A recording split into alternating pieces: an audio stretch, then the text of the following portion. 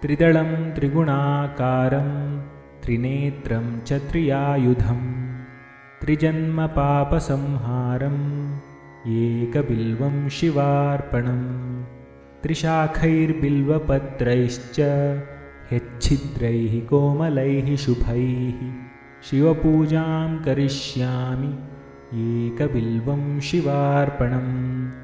अखण्डबिल्वपत्रेण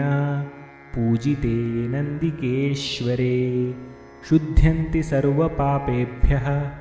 एकबिल्वं शिवार्पणम् सालग्रामशिलामेकां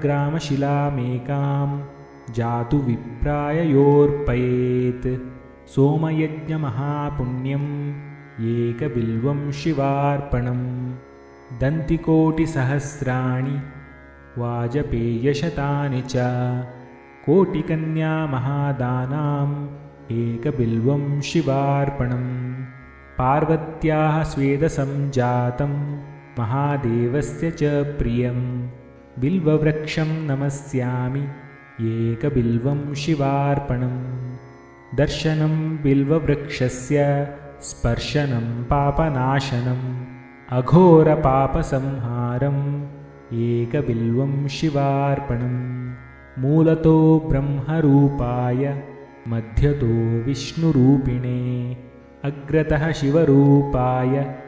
एकबिल्वं शिवार्पणम् बिल्वाष्टकम् इदं पुण्यं यः पठेच्छिवसन्निधौ सर्वपापविनिर्मुक्तः शिवलोकमवाप्नुयात् इति बिल्वाष्टकम्।